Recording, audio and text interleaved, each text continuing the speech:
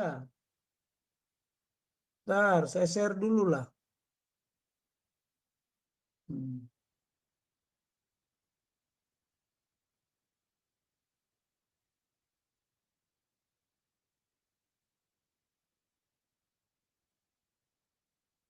Coba ini ya, dari demonstrasi yang dilakukan. Para demonstran adalah pendukung 01 yang diperkirakan kalah. Bagaimana kalau seandainya dia menang? Demo dia? Tidak kan? Udah itu membawa spanduk bertuliskan Pancasila, segala sumber hukum di Indonesia. Juga membawa bendera tauhid. Memempatkan berapa jenderal purnawirawan sebagai sarana strategi mereka. Di samping elit nasional ekstrim kanan yang berideologi khilafaisme. Itu analisa saya ya. Coba, kenapa cuman berapa jenderal? Saya lihat, saya hitung ada 3. Yang di 01. Kalau di 03 ada juga. Tapi yang di 01 ini yang lebih ganas kelihatannya. Ini ya, strategi pasca pemilu. Sebenarnya ini saya merumuskan karena memang disinilah ilmu kepakaran saya. Jadi strategi itu selalu ada sasaran yang ingin dicapai, yang namanya ends. Kemudian ada cara yang ditempuh. Kemudian ada sarana dan prasarana kekuatan yang diperlukan, means. Jadi kalau strategi itu rumusannya, bagaimana cara yang ditempuh, menggunakan sarana kekuatan dan prasarana kekuatan untuk mencapai sasaran yang ingin dicapai. Ya, sasaran itu ada sasaran utama, ada sasaran antara. Sasaran utamanya sebenarnya ingin menciptakan negara khilafah. 100 tahun kebangkitan khilafah agar wakil presiden sekarang menjabat sebagai presiden menggantikan Jokowi. Dengan analog, mereka menganalogkan seperti tahun 1998. Pak Harto turun digantikan Habibie. Lihat aja komentarnya. Kemudian sasaran antara, sebelum mencapai sasaran utama, sasaran antaranya apa? Majukan Jokowi. Ya, hasil pemungutan suara dinyatakan tidak sah dan mengendapi diadakannya pemilihan ulang, mempindahkan Presiden Jokowi, Prabowo Gibran agar didiskualifikasi. Ya, jadi mereka nanti diulang, tapi 02 tidak boleh ikut. Ya, caranya apa? Ya ini caranya apa? Mengusulkan hak angket dengan alasan ini segala macam. Bahwa Presiden Jokowi melanggar konstitusi. Saya tanya, melanggar konstitusi atau undang-undang? Ya. Guru besar hebat. Wah, guru besar itu guru mulia. Apanya yang mulia? Kenapa waktu konstitusi dirubah dia nggak ngomong? Kenapa nggak demo? Kenapa nggak ngomong? Datang ke Jakarta, rapat ke sana itu. Tapi DPR itu sudah dirubah. Tidak ada lagi utusan golongan. Kan begitu. Gimana? Nah, ini melanggar konstitusi, ikut cawe-cawe, melakukan perubahan undang-undang pemilu. Nah, ini sudah saya ceritakan tadi kan. Nah, mewariskan kekuasaan melalui dinasti politik, mencalonkan Gibran putranya. Semua dikoreksi sama dia. Saya baca strateginya, ya, dan sebagainya ini. Coba membentuk pansus di DPR. Nah, dia menggunakan apa? Sarana kekuatannya apa? Partai koalisi pendukung Ganjar Mahfud. Partai koalisi pendukung Anies Caimin. Relawan dan ormas pendukung masing-masing paslon. Nah, tim kampanye nasional masing-masing paslon, pakar hukum dan tokoh-tokoh intelektual, ya termasuk purnawirawan TNI dan Polri yang mendukung kedua paslon, ya, ya itu tadi coba pendukung Anies dan ini FKP3, pendukung Anies dan FPRD, prasarana ya kan, yang mendukung siapa? Mendukung masing-masing paslon. Satu lagi sekarang muncul apa namanya, forum forum apa namanya, forum gerakan kedaulatan rakyat. Coba macam-macam. Nah, media massa, media sosial atau media cetak dan media elektronik yang mereka punya.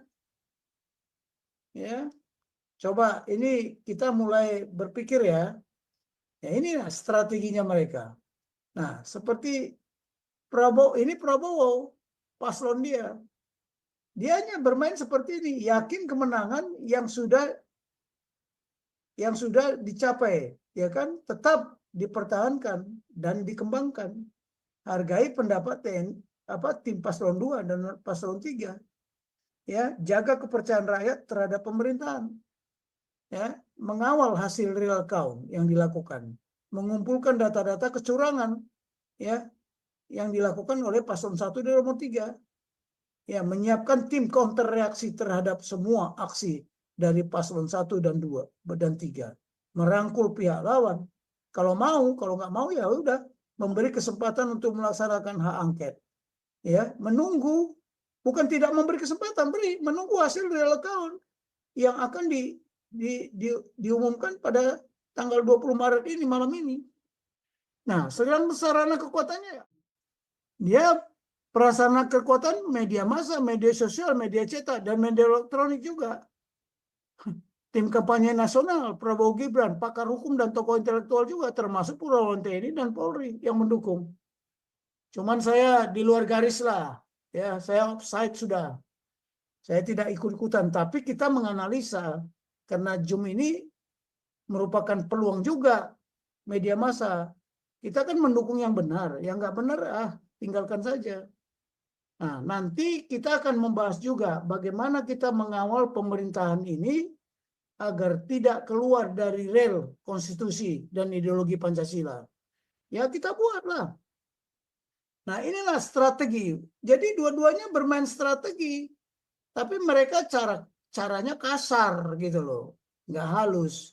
02 diam aja sampai sekarang ini. Tidak banyak ngomong dia. Ya, yang mainnya tim kampanye nasionalnya aja. Nah, ini demo brutal. Gagal total. Coba Pak Paul, kita hibur dulu sama si Parbala. Ada di situ kan? Ini saya putar videonya ya. Ya.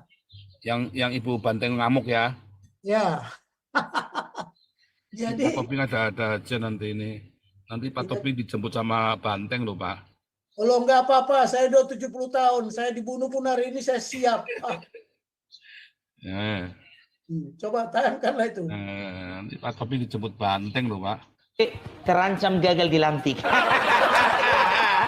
Bu, jangan cuma asal gertak, segera realisasikan. Cuman gara-gara capresnya gagal total, semua kena getahnya. Itu bertentangan dengan sila kelima, keadilan sosial bagi para caleg. Bukan Pancasila ya, sila kelima, sila yang lain lah itu. Cuman gara-gara kurang linear katanya. Tidak linear antara perolehan suara di partai dengan perolehan suara di capres. Bu, sama-sama 16%, kurang linear apa lagi? Lagian itu juga sesuai dengan slogan Ibu, Partai Wong Cilik. Peralihan suara presiden juga cilik, apa gak kurang sesuai itu? Kurang cilik apa lagi? Aduh. Lagian Bu, malu kita. Ibu sikit-sikit merajuk. Dan juga ada beberapa alasan Ibu, kenapa capres Ibu gagal total. Ini aku sebagai orang awam Bu, ini aja tahu Bu, kalau misalnya dianalisa baik-baik. Yang pertama Bu, enggak semua caleg itu kader. Kebanyakan untuk nomor urut tertentu, itu banyak itu orang-orang berduit. Jadi Ibu paksakan pun mereka untuk mendongkrak suara capres. Mereka itu orang urus. Karena apa? Karena sudah rahasia umum. Enggak semua murni nomor dalam pencalegan itu ditentukan oleh partai. Ditentukan oleh ini Bu. Makin besar setoran orang yang mau jadi caleg, itu nomor urut makin naik. Dan terkadang untuk para kader karena nggak ada uangnya, terpaksa bergeser ke bawah nomor urutnya. Iya kan Bu? Jadi nggak bisa dipaksakan. Karena apa? Banyak caleg itu bukan kader. Itu yang pertama. Baru yang kedua, Bu, suara partai itu belum tentu suara rakyat. Itu cuma suara golongan Ibu. Rakyat di Indonesia ini Bu, itu kan 260 juta. Yang punya hak suara itu berapa lah? Kita katakanlah 145 juta. Bu, 145 juta itu nggak semua pilih PDIP. Partai yang lain kan banyak. Dari Gerindra ada, dari PAN ada, dari yang mana-mana ada. Jadi sudah dipastikan, Bu, sebagian besar yang milih capres Ibu, itu dari partai Ibu. Dan juga itu pun bisa dipastikan, itu pun paling kencang cuma 80%. Kenapa bilang? Karena sudah banyak tokoh-tokoh dari partai Ibu sendiri itu loncat pagar dari 03 ke 02 untuk gak kelewatan ke 01. Ya kan? Jadi menentukan juga itu Ibu. Capek pun caleg-caleg Ibu bikin gambar Ganjar Mahfud di setiap balihonya, kurang menjual. Nggak bisa dipungkiri Bu untuk pemilihan saat ini. Kenapa bilang? Itu caleg dari partai Ibu dan juga caleg dari partai-partai pengusung 03. Itu di daerah kami yang mayoritas 02. Nggak malu itu menyertakan fotonya capres 03. Karena apa? Takut mereka ada efek, nggak ada yang milih. Kalaupun ada Bu, itu perbandingan fotonya Bu, itu 20:1. 20 skala untuk caleg, cuman satunya skala untuk capres. Sengaja kecil, biar nggak terlalu diperhatikan orang. Ini terjadi bukan cuma di daerah kami, tapi di daerah lain juga. Bahkan yang lebih kejamnya lagi Bu, banyak itu yang nggak mau menyertakan foto capres 03 di balihonya. Sangat berisiko. Jadi tidak otomatis Ibu rakyat yang memilih caleg tersebut itu memilih capresnya juga. No, beda paket. Beda paket, ya kan? Kalau di atas satu paket, di bawah itu sudah di unboxing. Ya kan? Jadi kita realistis saja lah Ibu, ya kan? Baru yang ketiga, faktor yang ketiga ini Bu. Bu, partai Ibu kebanyakan blunder, ujung-ujungnya jadi belender. Banyak pernyataan-pernyataan dari capres Ibu, itu yang sangat bertentangan dan bertolak belakang dengan cita-cita ada pemilihan umum yang ada di bangsa ini, pemilu damai. Jauh Bu, karena apa? Sifatnya terlalu menyerang, bahkan mengeluarkan statement-statement yang sebetulnya merugikan partai Ibu sendiri. Serius Bu, makanya jangan terlalu menyalahkan caleg Ibu, salahkan capresnya. Ibu, nggak adil itu namanya. Baru yang keempat, ya Bu, dalam setiap kampanye seringkali 03 salah undang orang. Diundang butet, keluarlah bahasa asu sama widus. Bu, Indonesia ini rakyatnya itu rakyat yang berbudaya. Kalau muncung sudah nggak bisa dijaga, jangan harap bisa dijaga juga suara. Apalagi suara untuk capres Ibu. Aduh, mati kalian kenapa? Ibu undang lagi Cak Lontong. Bu, makin ke sini kok makin ke sana. Cak Lontong, semua rakyat Banyuwangi sampai sekarang dendam Ibu. Jadi udahlah ya Bu ya, nggak usah Ibu merajuk lama-lama. Aku tahu Ibu itu kayak mama kami orang Batak ini, ya kan? Kalau anaknya melakukan kesalahan, apa ancamannya? Nanti mama nggak kasih uang jajan ya. Tapi ujung-ujungnya apa? Kasihan, besok dikasih lagi uang jajan. Tenang kalian para caleg, nggak jadi itu, nggak jadi. Karena apa? Karena bisa berisiko. Partai Anda lenyap dari peredaran. Kalau kami sih senang-senang saja. Biar kami buat partai yang baru. Iya kan? Partai Parbellak. Salam NKRI, salam damai Ibu. Buka lagi komentarnya Pak Paul menghadapi Refli Harun. Yang menghadapi Refli Harun. Itulah orang Batak. Yang apa ya? Bentar. Ya, dia itu loh.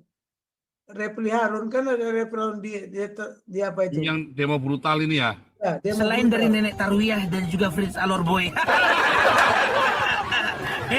Kawan ini menuntut apa coba? Ya, diskualifikasi itu capres nomor 02. Lakukan pemilu ulang. Yang nggak masuk akalnya lagi, dibikin pemilu ulang, pilpres ulang.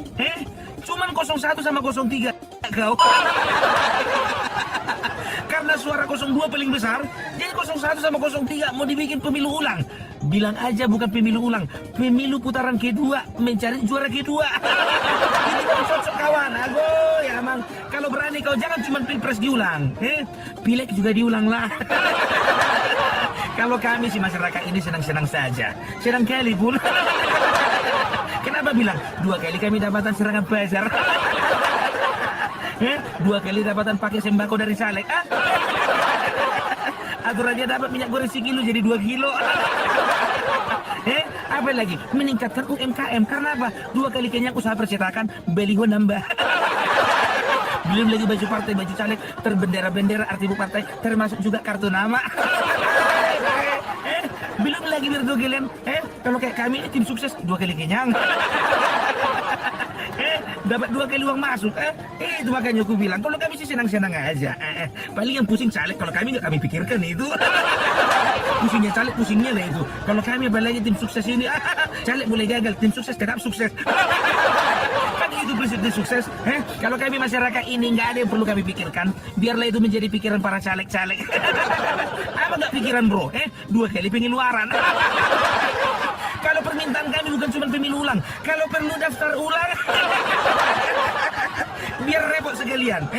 Apa nggak pening itu nanti kepada caleg-caleg itu urus lagi SKCK dari awal, belum lagi melegalisir STTB atau ijazah, belum lagi mengurus surat keterangan kesehatan jiwa dari rumah sakit jiwa. Ya kalau semuanya masih waras. Ini menurut pemberitaan udah ada 60 caleg yang gila. Senang guys. Sedangkan pileg suara PDIP itu sudah anjlok dari 128 kursi, sekarang tinggal 104 atau 108 itu. Kau ngiri kali kau. Nggak kayak gitu caranya menenggelamkan partai PDIP. Nggak boleh kayak gitu. Kau sih beruntung ya kan, di kubu 01 suara Nasdem naik, suara PKB naik, suara PKS nggak tahu aku naik atau enggak. Yang kasihan itu kan 03 PDIP, suaranya tenggelam, kehilangan sekitar 20 kursi di parlemen. Ngeri kali kau. Kurang tenggelam lagi itu menurutmu? Kalau fair-fairan kita jangan cuma pilpres lah, pemilihan legislatif lah. Aku yang kukhawatirkan, itu perolehan suara jadi berubah. Bisa jadi 02 jadi 85%. Bagi 2 laki-laki yang 15% itu sayang. Lagian nggak masuk akal tuntutanmu itu. Kualifikasi 02, yang bertanding nanti 01 sama 03 aja. Kau kira bodoh? Cuma kau itu S3, S1 kau lulusan UGM, S2 kau lulusan UI, S3 kau lulusan Notre Dame di Amerika Serikat, tapi kayak gitu pola pikirmu. Aduh, ini mau cerita dulu aku sedikit sama kalian. Jadi waktu pendemo-pendemo ini, waktu si Refli Harun orasi, ternyata ada masa tandingan, ya. Masa tandingannya pun biar tahu kalian anak-anak SMA.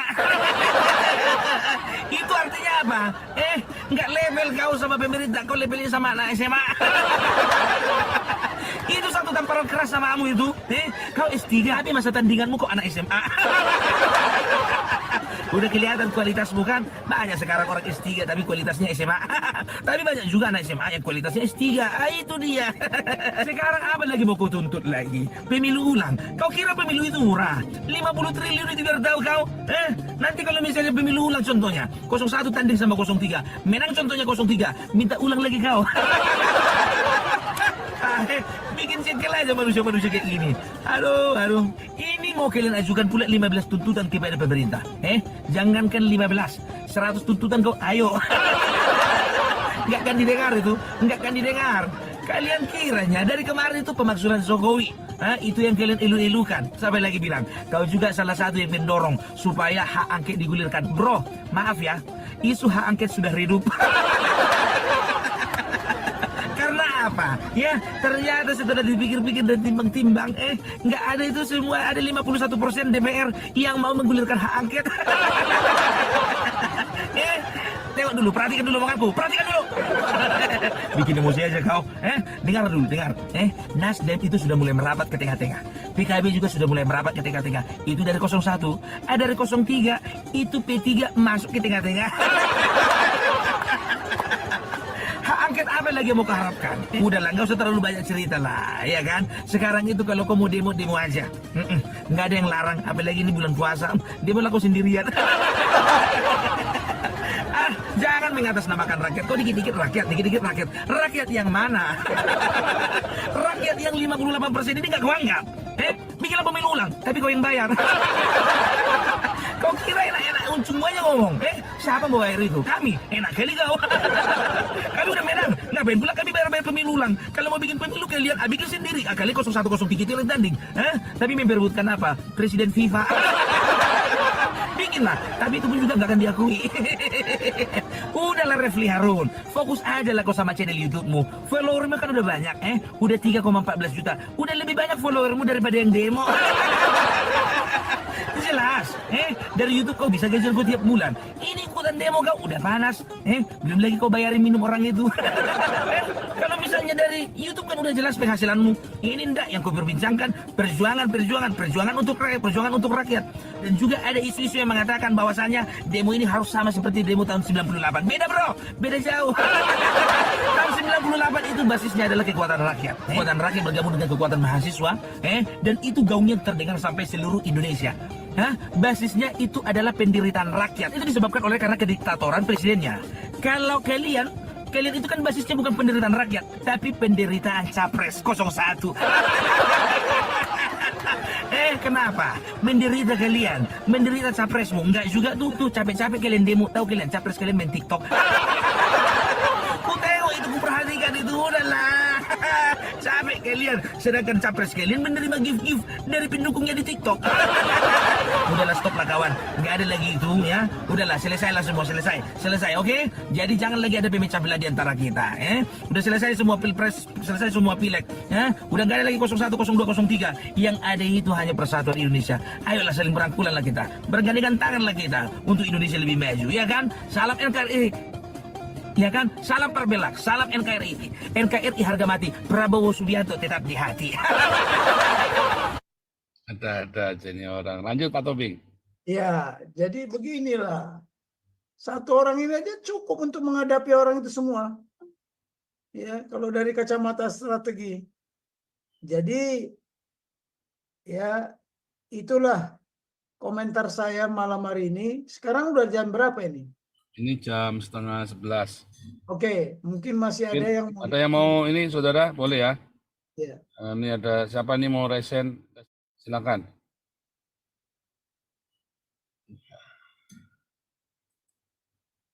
Saudara jangan lupa untuk cetak buku Pak Tobing. Ya, kita masih membutuhkan kurang lebih 50 juta, ini belum termasuk royalti ya. Nanti royalti kita ambil dari keuntungannya saja ya Pak Tobing ya. Kita akan jual buku tersebut. Nanti kalau ada yang sudah transfer, bukti transfernya disimpan ya saudara ya. Disimpan supaya bisa buat ini ya, supaya bisa kita kirim bukunya. Cuman begini Pak Paul, ya. Berapa banyak yang mau dicetak? Karena kalau dicetak yang seperti kemarin itu, nanti setelah cetak boleh lah. Ini kan 50 ini sampai dummy lah ya. Dummy. Iya, sampai cetak dasar dulu. Nanti kalau mau cetak berapa nanti kan kita tentukan. Mungkin bisa nanti itu gampang, nanti saya ajak teman-teman untuk modalin dulu kan. Nanti baru kita kembalikan.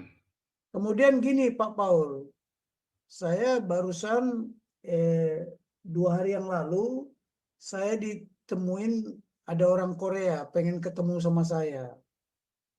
Dia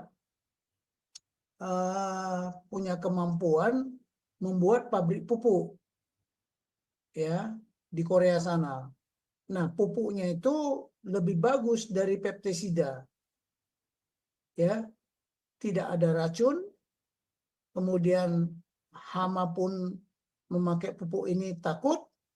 Hasil buahnya pun lebih banyak. Kemudian biayanya pun efisien. Karena ke depan ini memang petani itu susah untuk mendapatkan pupuk. Nah, dia udah bercerita sama saya kemarin bahwa pupuk sudah saya berikan ke agen petani-petani, ada yang di Luwu, ada yang di Indramayu, ada yang di mana lagi dia bilang. Dibandingkan hasilnya yang memakai pupuk ini sama yang tidak memakai pupuk ini. Nanti kapan saya WA-kan semua foto-fotonya. Dan butir padi itu lebih banyak kalau memakai pupuk ini daripada tidak, gitu loh. Dan tidak ada hama. Pestisida lebih berbahaya karena pupuknya masih mengandung kimia kan, kalau dia punya enggak. Jadi murni organik. Dan itu lebih murah. 1 kilo itu harganya cuma 180.000. Dan 1 kilo itu untuk 200 liter air. Nah, dicampurnya. Jadi 1 hektar itu bisa 5 sampai 7 kilo. Kalau pestisida itu biayanya lebih mahal lagi, berapa karung gitu loh, pupuk urea itu. Jadi ini ada peluang juga kalau ada yang mengembangkan pertanian, dia minta tolong saya karena dia tidak boleh sebagai distributor di Indonesia ini karena dia datangnya kan dari Korea. Tapi saya bilang di mana pabriknya? Di mana penggudangannya? Dia bilang ada di sini penggudangannya di daerah Tangerang ini katanya gitu di Cikupa. Jadi saya bilang baguslah, nantilah saya coba berikhtiar. Makanya tadi sudah saya telepon semua teman-teman saya, jejaring yang bermain dengan pertanian, baik itu kelapa sawit, mau padi, mau apa, ya mari kita main. Nah, itu juga mungkin kalau ada dari kita, ya ini kan baru Yayasan Damaris sama Yayasan Dharma Kasih. Bagaimana mengembangkan pertanian-pertanian di orang yang sudah kita bina, mungkin lebih baik. Nanti besok lah ya, besok atau lusa lah saya kirim. Karena hari Senin saya mau ketemu lagi dengan dia, mau membicarakan banyak ketindaklanjutan. Jadi sekarang ini kan masalah pangan. Ke depan itu masalah pangan, krisis kita. Ya. Jadi seperti Kalimantan nanti mungkin perlu kita datangi juga, bagaimana di Kalimantan bisa mengembangkan pertanian dengan menggunakan pupuk ini. Ini sekedar info baru ya, informasi yang saya dapatkan baru 2 hari yang lalu gitu loh. Karena dia temui saya kemarin di sana. Dia juga, saya bilang kenapa nggak ke Menteri Pertanian? Saya sudah Pak ketemu sama Menteri Pertanian, tapi Menteri Pertaniannya ditangkap katanya gitu. Sudah ada perjanjian segala macam, tapi ditangkap. Ya udahlah, nanti kita atur lagi gitu loh. Kemudian pasti Prabowo kan butuh pupuk ini untuk menghidupi rakyat, gitu loh. Mudah-mudahan ini ada jalan keluar lah ya. Saya tidak tahu lah. Tuhan yang memberkati kok. Tuhan yang mengasih tahu. Oke lah, ada pertanyaan lagi nggak? Kalau ada yang mau ditanyakan boleh. Masih ada materinya Pak Tobing. Materinya udah cukup sampai hari ini. Cukup ya hari ini ya. Ini kita bisa selesai jam 20 menit lagi. Mungkin 1-2 orang lagi ada, saudara. Ini tumben ini pada sepi nih. Hairanus Tarigan, silakan. Hairanus Tarigan. Mikrofonnya dinyalakan. Mikrofonnya dinyalakan lagi. Pak Tarigan, mikrofonnya dinyalakan. Ya, langsung bicara. Ya, selamat malam Pak Jenderal. Selamat malam. Saya mau bertanya karena dari tadi saya tunggu-tunggu tidak ada yang masuk, maka saya coba masuk dulu. Barangkali Pak Jenderal juga setuju ya. Puluhan sampai ratusan triliun sudah diberikan negara untuk partai. Belum lagi dana-dana yang harus dikeluarkan oleh pemerintah untuk mengamankan demo-demo yang itu banyak digerakkan oleh partai. Nah, yang mau saya tanyakan sama Bapak, bisakah parpol dihapuskan di Indonesia? Atau kalau tidak bisa, setidak-tidaknya wakil parpol di DPR dikurangi. Kekurangannya diisi dengan putusan-putusan dari daerah seperti dulu Pak ya, tokoh-tokoh masyarakat, bisa diambil dari ketua Warda Pramuka dari daerah-daerah, ketua Ikatan Alumni Universitas, ketua Senat Guru Besar Universitas, pengurus himpunan petani, pengurus himpunan nelayan, advokat, PGRI, KONI, pemuda dan lain-lain. Ya, karena saya melihat dengan banyaknya wakil parpol di DPR sekarang ini, mereka begitu berkuasa sehingga hasil pilpres yang sudah dipilih oleh rakyat itu yang sudah jelas-jelas suaranya sekarang sangat tinggi, masih bisa mereka mengobok-obok lagi. Nah, jadi itu yang mau saya tanyakan Pak ya, apakah bagaimana pendapat Bapak? Kemudian sistem pemilu ya nggak usah lagi pilih orangnya, cukup pilih partainya supaya jangan begitu masif terjadi bagi-bagi dana seperti sekarang ini Pak. Menurut pengakuan Pak Yusril bisa ya hampir sampai 20 M dikeluarkan. Bahkan pengakuan dari Nasdem sendiri yang ibu siapa Irma itu Saya miliaran saya keluarkan dana katanya untuk bisa menjadi maju menjadi caleg. Tapi kalau dibuat partai saja, mungkin ya partai lah nanti yang menentukan siapa wakilnya duduk di DPR. Nah, itu. Lalu Pak, mengenai jenderal tadi, yang begitu ambisinya tinggi sekali untuk bisa lebih berkuasa lagi. Mungkin Pak Jenderal juga tahu ini, ya hampir semua pejabat-pejabat atau banyak pejabat-pejabat di Indonesia ini termasuk jenderal-jenderal, dia punya benda sakti Pak, keris, punya jimat, ya itulah yang membuat ya ada roh pendamping dalam dirinya untuk berambisi untuk berkuasa. Kalau Pak Jenderal Tommy saya yakin nggak akan ada itu punya keris yang bisa membuat sakti itu, ya ambisi untuk berkuasa. Jadi mungkin ini salah satu Pak, ya hampir itu punya benda-benda sakti itu hampir mungkin inilah yang membuat Indonesia tidak maju, terkutuk, kena kutuk karena memiliki benda-benda sakti yang bukan dari Tuhan itu. Ya, saya anggap itu dari ya si iblis lah itu. Itu Pak, terima kasih Pak. Oke, saya setuju apa yang dikomentarin. Kemudian satu yang perlu mendaki jawaban adalah bagaimana partai-partai ini kan. Ya nanti lihat aja kalau sudah pada mati semua yang punya uang itu. Pasti bingung sendiri partai itu. Karena sekarang partai itu dibuat ya oleh orang yang punya uang. Nggak punya uang jangan haraplah memimpin partai. Tapi apakah selama dia punya uang? Selamanya dia punya uang? Nggak juga. Jadi nanti ini akan terjadi perubahan besar-besaran jika ada paradigma. Tapi ini sudah ada paradigma baru Pak Tarigan. Ya, mau dibuat koalisi permanen. Jadi seperti sekarang yang udah ada yang di pihak Jokowi. Cuman masih ribut lagi. Dia bilang yang mimpin koalisi kan ada yang menyarankan si Jokowi.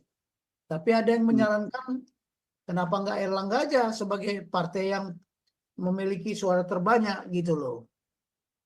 Ya ini nanti lama-lama juga cair kok. Lama-lama mereka sadar. Kalau kita sudah kembali ke Undang-Undang Dasar 45 yang asli, pasti mereka ini sadar. Sadar. Dan sekarang diantara kita ini perang ya, konflik lah saya bilang. Ya kan, ada juga yang kemarin sudah nyebar-nyebarkan spanduk, kita tidak mau dipimpin oleh imigran.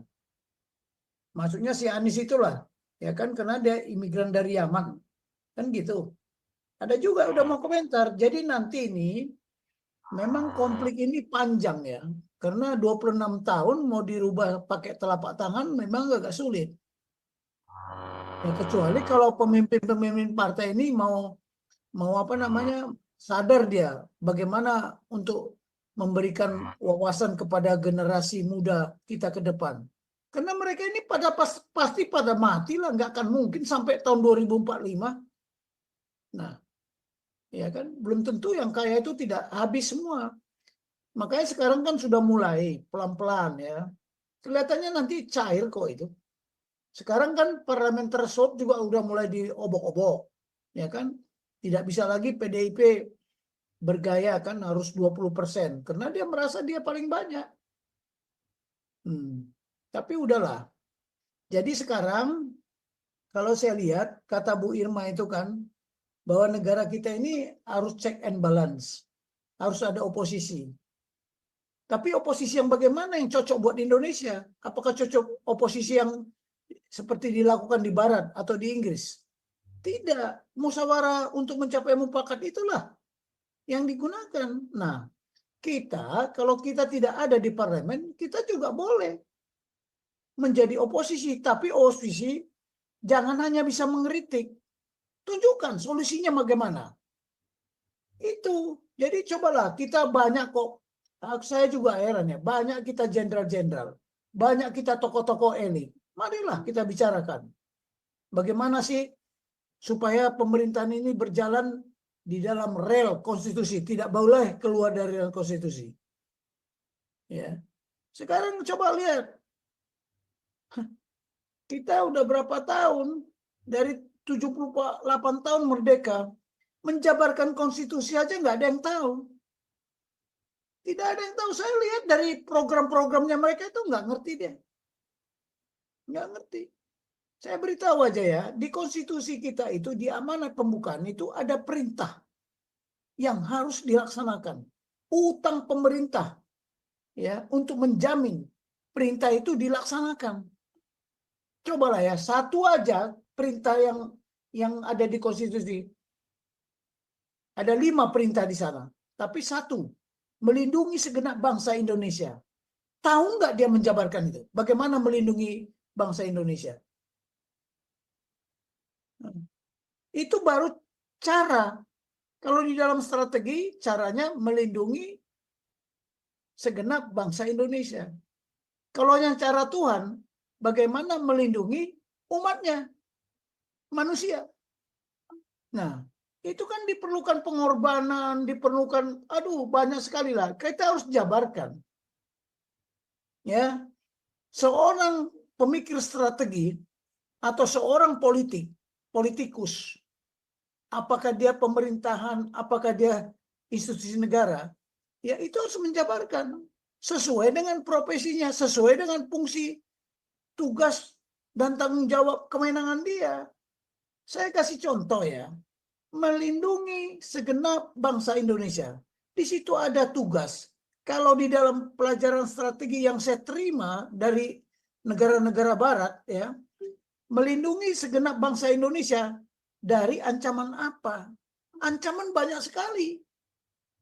Ancaman militer dan ancaman non-militer. Oke, kita bilang sekarang ancaman non-militer. Siapa yang bertanggung jawab? Satu, contoh.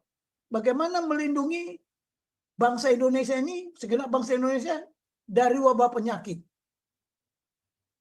Siapa yang bertanggung jawab? Leading sektornya siapa?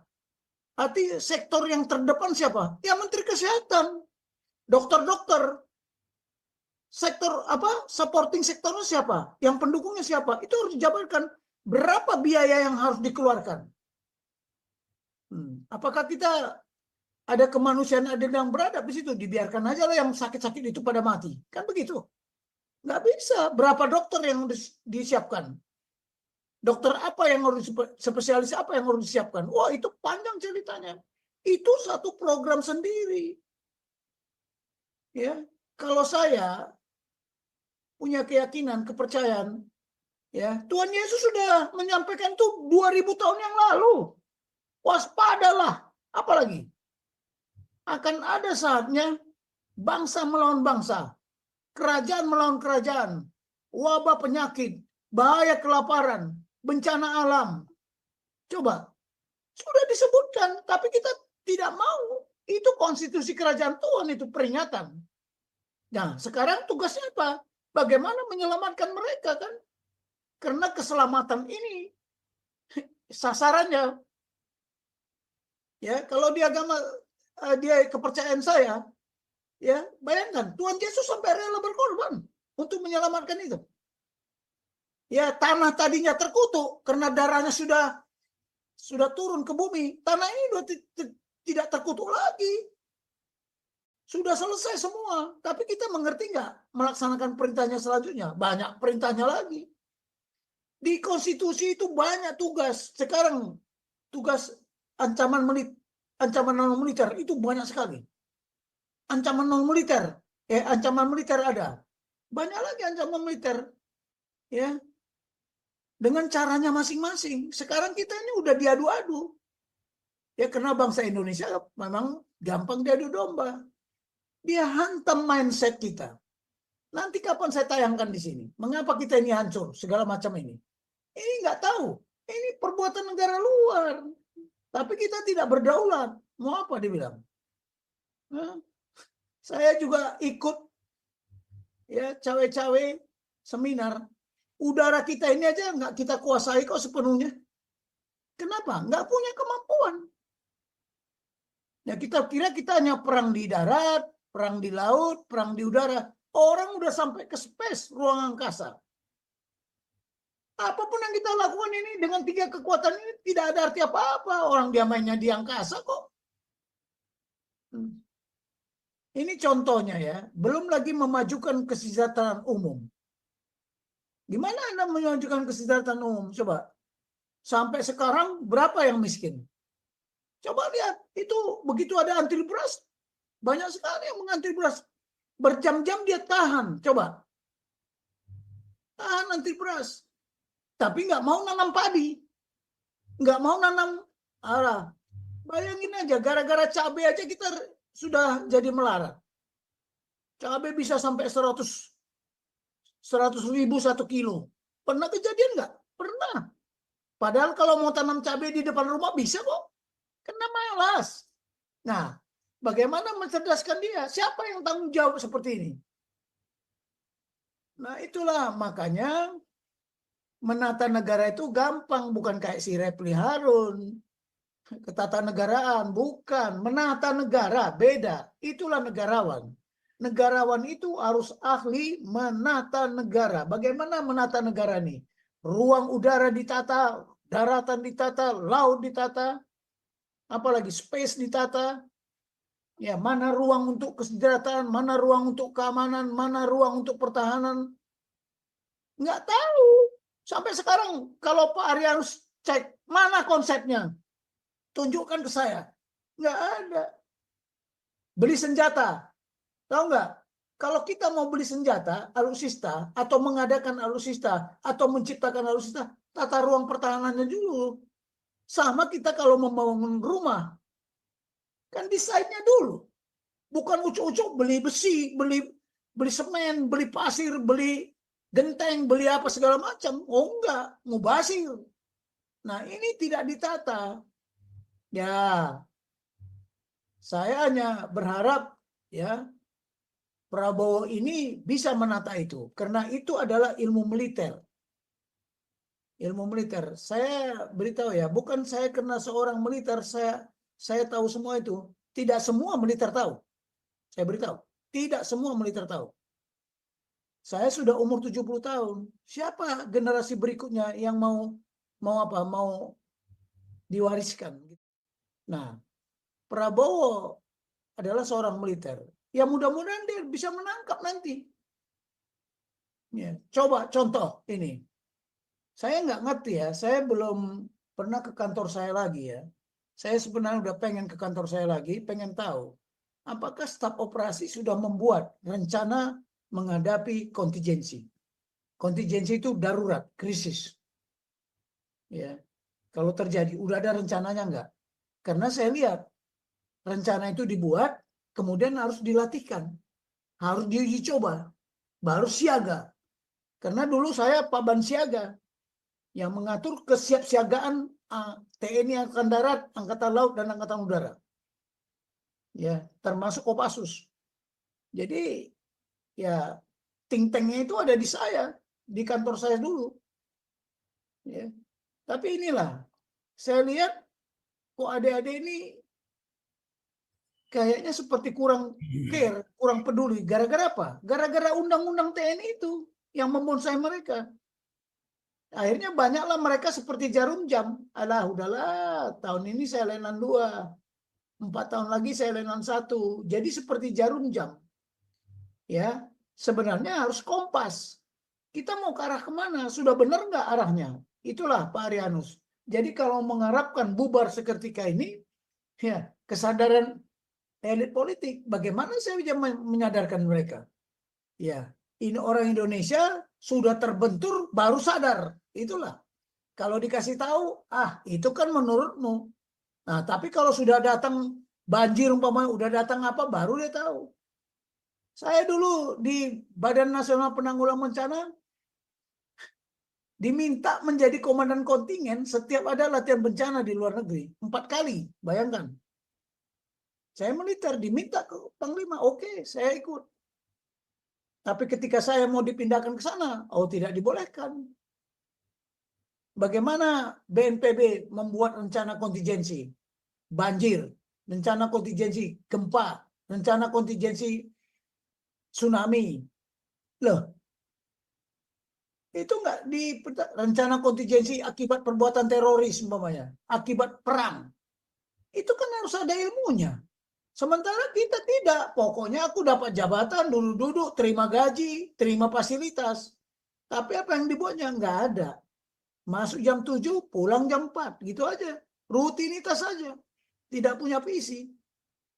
Nah, itulah saya sampaikan Pak Rianus. Jadi secara gamblangnya, secara garis besarnya, memang demikianlah bangsa ini. Memalas. Udahlah, tegas saja saya katakan. Ada yang rajin, tapi sebagian besar. Bahkan masa Pak Rianus tadi kan nggak bisa melihat. Sekarang saya tanya, pengangguran terselubung ada di mana? Cari aja. Cari aja. Dia hanya kerja rutinitas. Seperti pengekor aja. Ya. Nah inilah gambaran yang saya berikan Pak Rianus. Oke lah, ada lagi yang mau bertanya. Silakan Pak Paul. Nampaknya sudah nggak ada. Jam 11 persis. Suaranya nggak kedengaran Pak Paul. Sudah nggak ada Pak Tobing. Ini Bu Ellen masih di sini nggak Bu Ellen? Bu Ellen ada di sini. Ini Pak Teddy tumben nggak nanya-nanya nih Pak Teddy nih sama Pak Andi nih.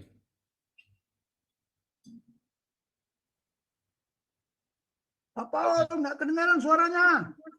Ya ini ada Pak Teddy nih. Pak Teddy. Shalom. Shalom Pak Teddy, luar biasa. Ya, shalom Pak Tobing. Salam damai sejahtera. Luar biasa. Ya Pak Tobing nggak kedengaran. Nggak kedengaran Pak Tobing suaranya nih, nggak tahu kenapa. Ya. Ya tadi ikut dari pertama Pak. Pak Tobing, Kalau nggak kedengaran suaranya ya. ya, Pak Tobing ini. kalau saya tutup ya Pak, pemahaman ininya. saya cuma satu sebenarnya ya saya paparan tadi bagus semua. Ya nggak kedengaran Kalau suaranya, kita- udah. Ya, kalau bicara tentang edukasi pendidikan lah, Ya nggak kedengaran kan lebih dekat ke situ. Kita harus melihat prima causa, sebab akibat gitu. Ya, apa yang terjadi di perpolitikan di Indonesia, hukum, ekonomi, lain sebagainya. Ya, contoh, saya bilang supaya diberikan edukasi, masalah anggota, saya kemarin berbicara dengan kawan saya dari Partai Golkar, kemudian dia tidak sukses, dia minta wejangan dari saya. Saya cuma bilang karena kamu tidak menguasai IT gitu. Sekarang lebih condong begitu. Artinya orang itu kalau kenal namanya di kertas itu pemilihan, otomatis mereka tidak ada pilihan, apa yang mereka kenal dan tahu langsung ditusuk namanya, saya bilang begitu ya. Cuma dia bilang dia kalah di transaksional gitu, nggak punya kemampuan keuangan, oke. Itu untuk calon anggota DPRD. Kembali cerita tentang menjadi calon DPR itu, ya ini cuman edukasi aja yang real. Itu memang selalu dikatakan harus ada jembatan. Jembatannya adalah partai. Oke, benar.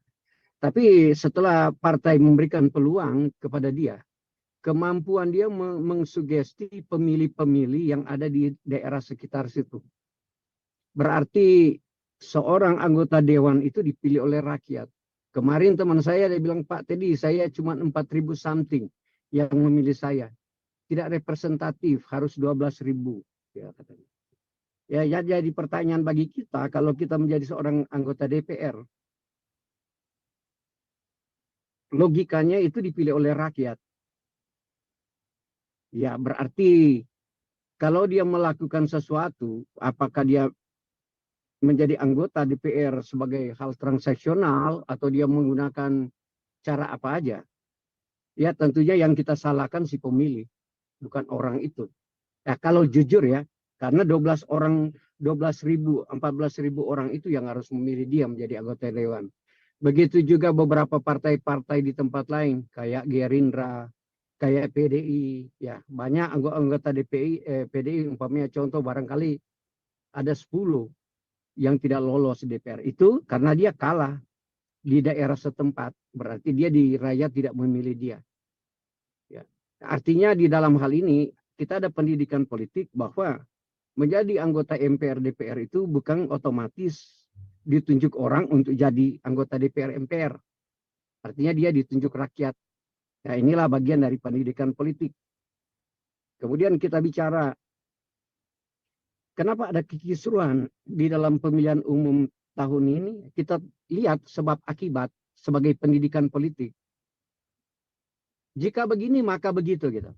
Nah, mereka cuma melihat di situ ada, kalau kita lihat fenomena ya, sampai guru-guru luar biasa, beberapa perguruan tinggi, mereka pendekatannya bagus ya, secara akademis lah, mau melihat demokrasi di Indonesia sudah, dia bilang demokrasi lah gitu, udah menurun gitu.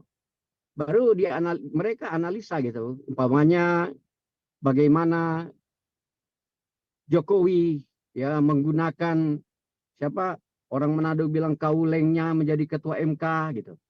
Kemudian bagaimana anak-anaknya, ya itu nepotisme seperti itu bagus. Pak Tobi bilang nepotisme itu bagus.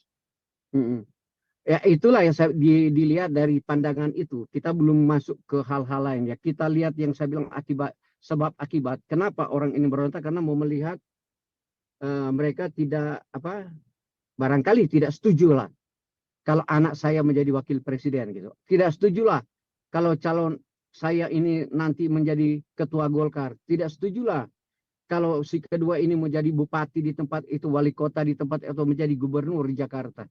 Atau tidak mungkinlah menantu saya, lain sebagainya. Ya ini yang diakibatkan oleh demo. Oleh sebab itu, ada memang benar tadi sebenarnya tidak etis, tidak itu ya. Kalau mau mengatakan bahwa pemilihan harus ulang, kalau menurut saya, Prabowo sudah menang, jangan diutak-atik. Mereka cuma mau melihat bagaimana pelaksanaan pemilu itu, masalah bansos, lain sebagainya. Mereka lihat dari situ sehingga muncul persoalan konflik seperti itu. Ya ini ya yang kita harus lihat. Sebenarnya narasi-narasi ini teman-teman harus lihat sehingga terjadi demonstrasi di sana. Memang demonstrasi di sana ada beberapa pihak. Ada pihak yang tidak mendukung demonstrasi, ada yang pihak yang mendukung. Nanti kedua-duanya itu mereka akan membawakan dialektika yang berbeda, ya gitu. Akal sebagai akademis kita lihat aja. Begitulah eksistensi politik di Negara Kesatuan Republik Indonesia. Nah, itu pemahaman saya supaya kita tidak narasikan bahwa kita langsung berjudgment begini begitu, enggak. Kita lihat aja narasinya. Dan nanti paling-paling di antara kita hanya menunggu hasil akhir daripada pemilihan umum itu nanti. Ya kan, sudah selesai lah. Nah inilah pemahaman saya. Kemudian kemarin coba saya baca satu buku. Dia katakan begini Pak, dari Konghucu bilang, kebudayaan tanpa moral dan etika adalah barbar. Saya tertarik, saya sampai pikir itu. Sampai bicara dia bicara tentang ketidaktegaan gitu. Atau etika lah, atau moral lah. Saya langsung memahami, oh iya benar juga ya. Kalau kebudayaan itu tanpa etika dan tanpa moral adalah barbar. Tapi ini dari hasil baca ya, bukan dari pemikiran saya. Karena setelah mendengar juga ada beberapa profesor kayak, siapa saya dengar, Kuncoro, ya sama juga. Dia bicara tentang hal yang sama. Dia adalah seorang ya guru besar lah. Sehingga narasi itu saya cuma dengar dari orang-orang yang saya bilang, orang-orang yang pintar itu baru kita memahami gitu. Yang dalam hal ini pesan saya supaya sebagai seorang mau melihat keberadaan, kita harus memahami itu yang prima causa, sebab akibat.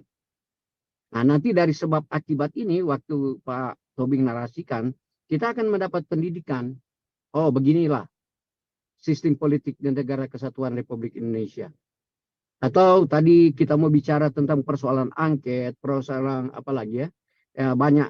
Itu memang narasi yang diberikan oleh oleh undang-undang harus diberikan ruang sebagai diberikan ruang di dalam Negara Kesatuan Republik Indonesia sebagai alat konstitusi di DPR. Mereka berhak untuk itu.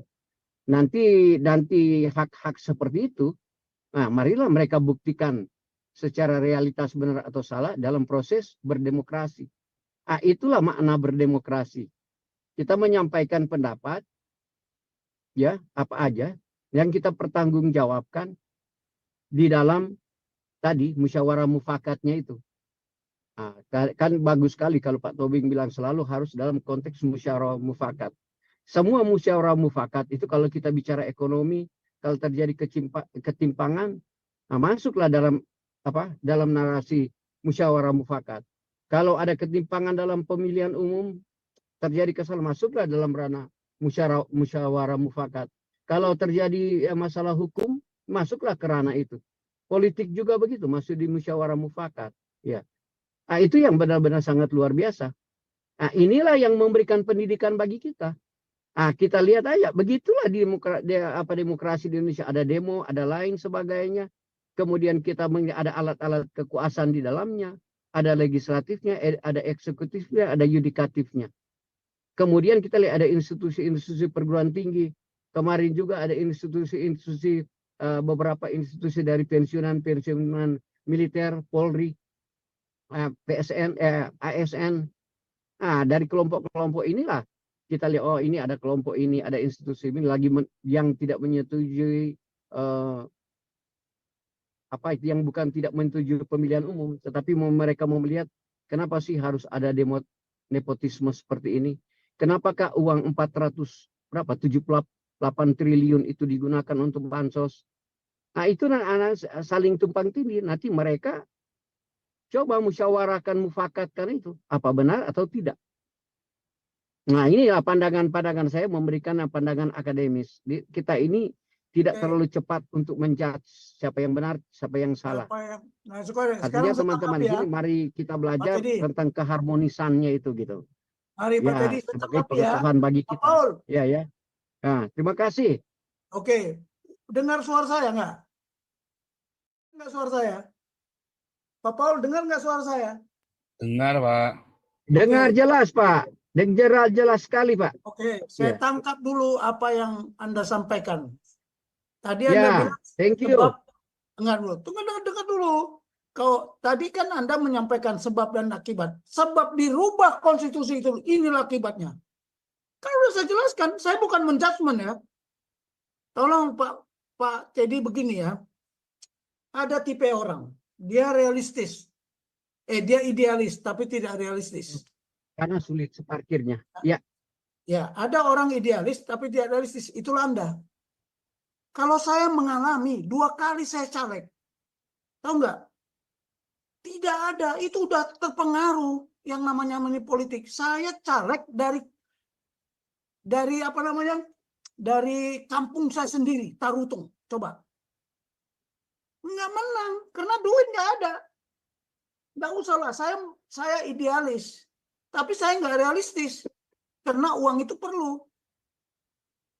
Jadi Anda bilang tadi sebab akibat, ini sebab konstitusi dirubah. Sekarang guru-guru itu ya saya bilang, bukan saya menjudgment dia. Kenapa waktu itu dirubah dia tidak komentar? Kenapa? Why? Jangan, dia pun sudah terpengaruh. Alah, siapa guru besar itu? Hari tertentu harus ngomong. Alah, saya dulu dia ceramah di Kodam Jaya. Saya danmen waktu itu. Dia bilang, dia lagi apa ceramah bahwa kita ini TNI pelanggaran HAM. Saya bilang sama dia apa? Ibu ya adalah guru ya yang mengajarkan HAM.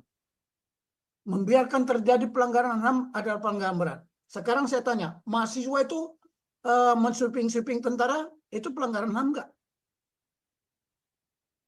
Saya ancam pakai bedil. Kalau masih ada pelanggaran lagi minggu depan, ya saya kirim paskon saya pakai reo. Diam semua mahasiswa itu. Jadi antara idealis dan realistis. Ya saya bilang, guru besar mana? Buktikanlah. Siapa yang melanggar konstitusi? Kalau saya bilang, Jokowi enggak. Mana konstitusi mana? Pasal berapa? Kalau undang-undang iya. Karena undang-undang berubah terus. Saya bukan menjudgment. Itu bukti nyata. Tadi malam, saya terbangun itu. Ya. Saya udah tiru nyenyak itu. Gara-gara Anda bilang, oh ini sekarang tentara lagi berkelahi Kopassus dengan Kopassus. Nah, saya kasih tahu Anda kan tidak pelaku. Kalau saya pelaku, saya tahu semua itu kejadian-kejadian itu. Oh, saya di Jakarta. Saya orang di staf operasi. Bagaimana kapal induk sudah merapat di pantai selatan sana. Izin mengambil warga negara Amerika. Karena ada protap.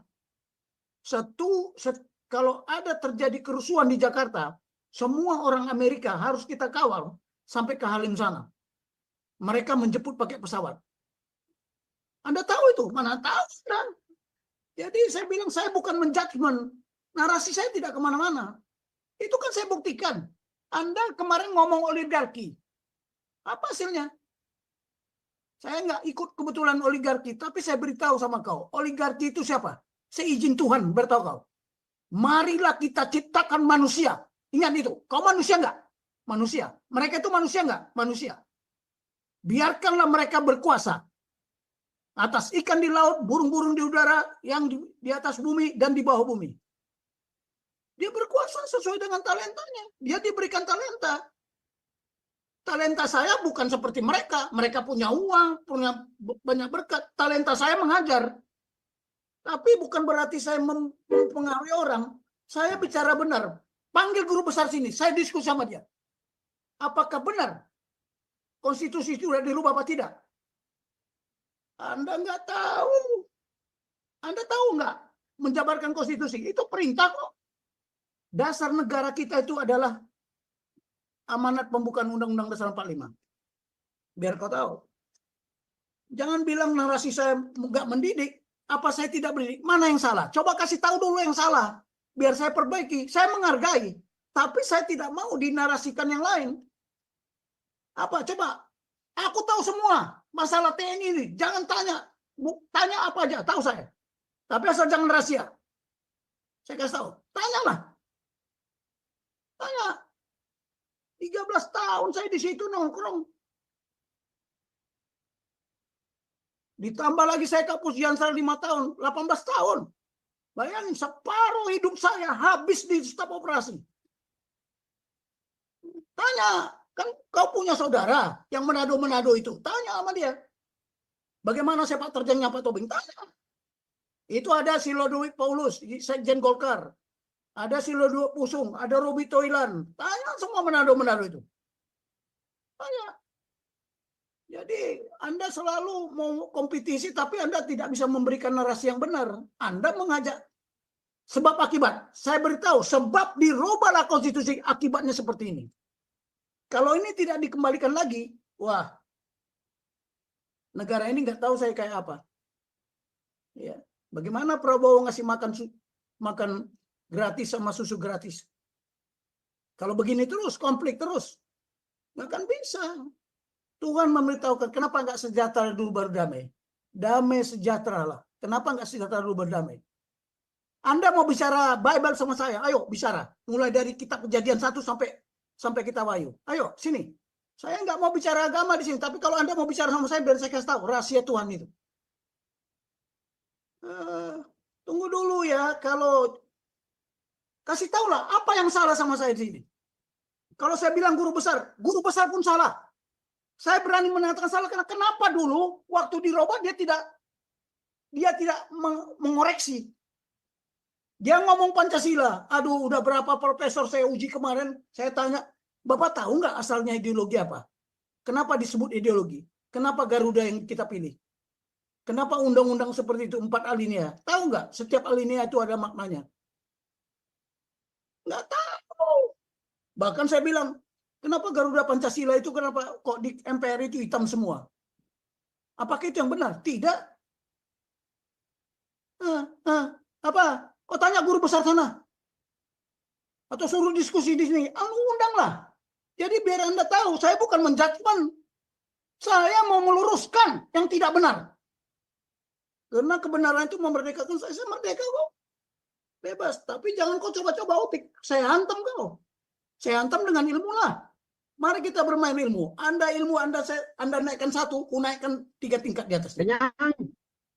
Ya, begini Bu, kalau jadi begini ya. Kau tadi bilang sebab akibat. Saya udah jelaskan kenapa kita amburadul kayak gini, karena kita melanggar.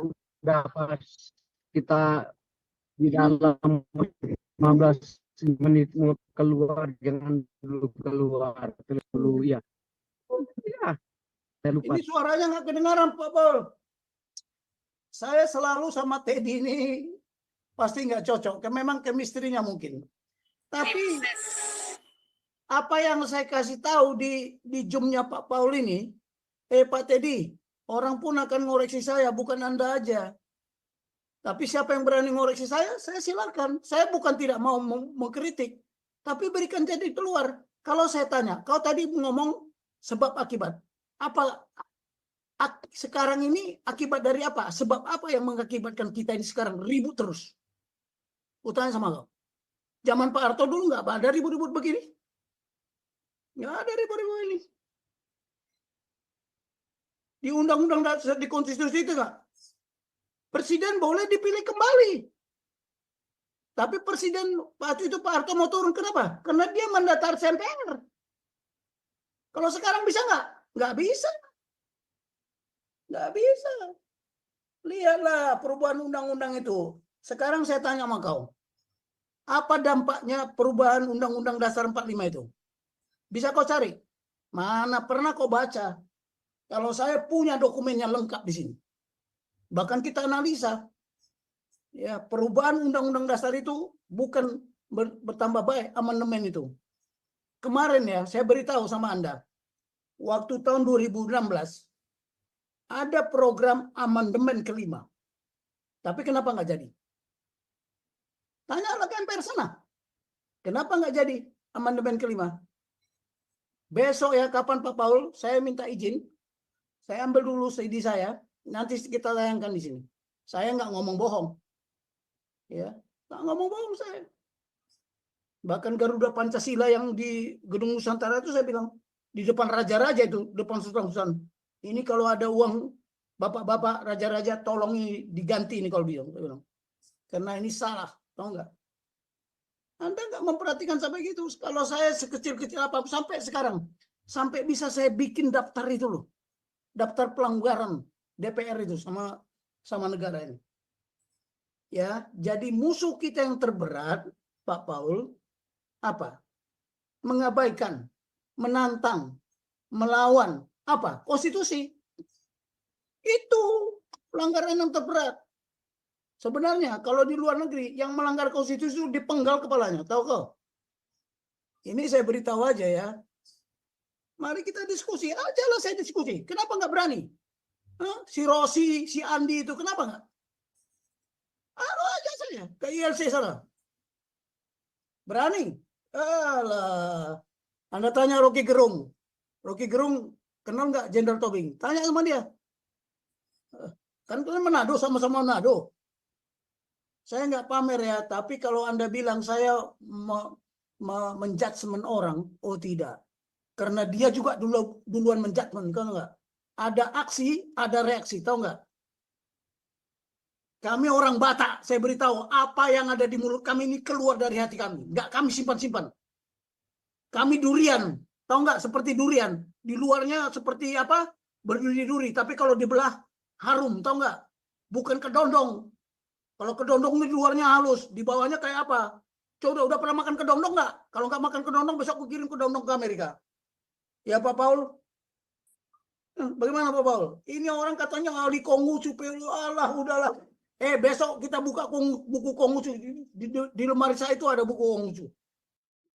Kita ini tahu nggak?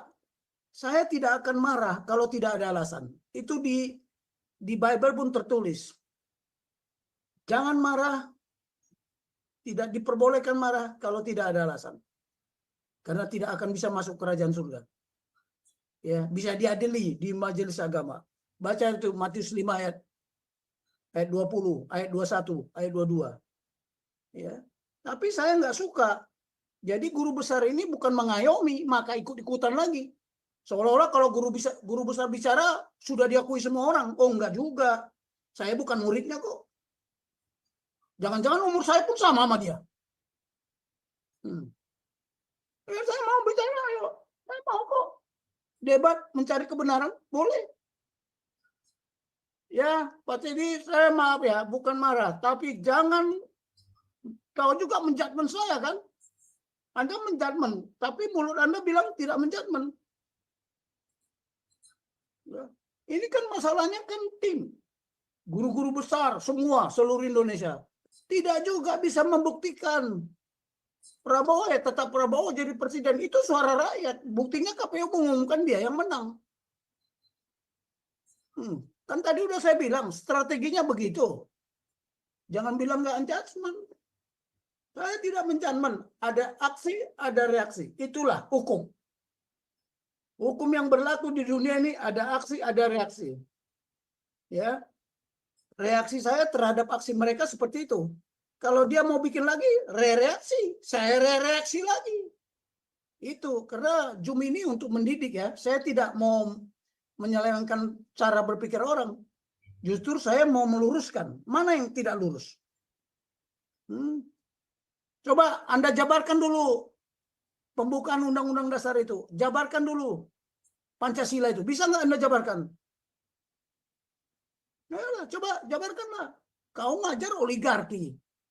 Ya, oligarki itu saya bilang semua negara ada oligarki. Tapi kenapa dia dipiara? Karena Anda nggak sempat jadi oligarki. Kalau Anda oligarki, bisa saja. Di Amerika nggak ada oligarki. Tanya. Di Rusia nggak ada. Di mana? Di mana yang nggak ada? Ya diberikan talenta. Tapi kalau mau diurut lagi ke atas, ya siapa turunan si Kain? Siapa turunan si Set? Itu aja. Coba kau lihat. Kenapa Set sama Habel sama si Kain dulu? Si Habel dibunuh. Coba saya tanya kau. Bisa kau jawab? Kenapa? Bisa kau jawab nggak? Kenapa Tuhan berbilang, turunan si perempuan ini akan meremukkan kepalamu, turunan si ular ini akan meremukkan kakimu? Bisa kau jawab? Siapa turunannya? Nanti ku bawa kau ke Bible, pusing kepalamu. Semua yang ada di dunia ini adalah maunya Tuhan. Tahu nggak? Pemerintahannya ini bukan diurapi sama Tuhan, tapi seizin Tuhan. Ya. Ada pendeta, ada pastor, wah kita harus tunduk. Semua orang harus tunduk kepada pemerintahan karena pemerintahan yang di atasnya. Kemudian pemerintahan itu ya ya kita harus tunduk katanya. Kitab apa itu? Roma 13 kalau nggak salah. Saya bilang tidak. Yang ditetapkan oleh Tuhan. Saya bantah. Apa buktinya? Nebukadnezar merintahkan siapa? Daniel sama Sadak sama siapa itu suruh menyembah Mamon. Kenapa nggak mau dia? Si Yusuf sama Maria disuruh nyerahkan anak yang berumur 2 tahun, anak sulung, malah diperintahkan pergi ke Mesir. Alah, nggak usah lah ngomong kau. Kau tahu PKI, kau Partai Kristen Indonesia yang nggak laku kau itu. Kalau makanya saya bilang PKI kau, tapi PKI-nya kan belum saya bilang kau bukan pekomunis. Ya. Politik ya. Oke ya, Teddy, tunggu dulu. Kalau kau mau gini, Teddy, kalau kau bilang, kan aku masih belum masuk, ikut aja ke luar negeri, seneng kok kata kita sama Kwani. Nanti di sana kita disambut sama orang kedutaan kata gitu ya. Terus karena kita tamu. Ya, tunggu. Jadi maksud saya keras, tegas, itu ciri-ciri tentara. Nggak bisa saya dirubah lagi. Ya, tapi saya tegas bicara kebenaran. Kalau saya tanya kau, berapa kata kebenaran yang ada di Bible? Tahu kau? Berapa kata kerajaan ada di Perjanjian Lama? Berapa ada di Perjanjian Baru? Ya, kerajaan Tuhan dan kerajaan surga. Tahu kau? Apa perintah Tuhan Yesus? Untuk apa dia turun ke bumi? Aku tanya kau, untuk apa? Nah, makanya jangan Konghucu yang dipelajari, pelajari Bible-mu itu. Oke, saya nggak mau bicara agama di sini ya, karena itu udah ruangnya untuk Pak Paul.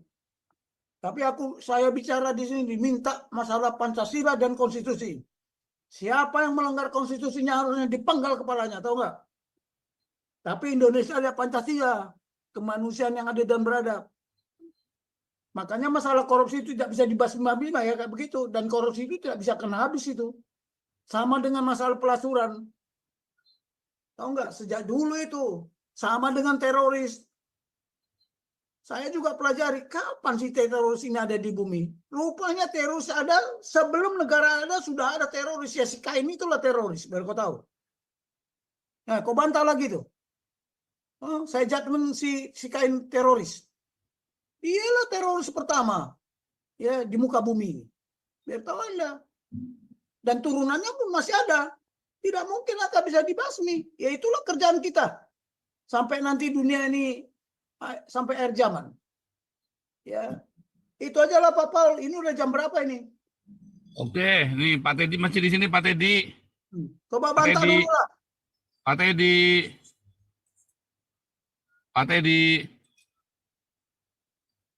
Disuruh ngomong Pancasila, ngomong oligarki. Aduh. Pak Teddy.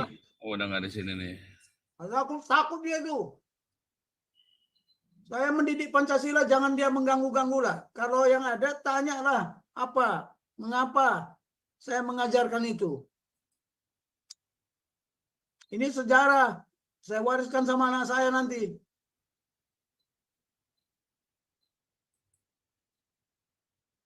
Apalagi Pak Paul? Nggak ada semua nih. Nggak ada, ya udahlah. Ya, sudah, oke kita tutup aja saudara. Ya, Tuhan Yesus memberkati pertemuan kita pada malam hari ini. Terima kasih Tuhan Yesus. Haleluya, amin. Pak Tobing, terima kasih. Dan teman-teman semuanya, terima kasih teman-teman yang berkontribusi. God bless you. Ini ada Pak Christian dari Amerika, Pak Yesua RDM, God bless you. Dan saudara, jangan lupa kita akan support buku Pak Tobing ya, yang kedua ya. God bless you semuanya.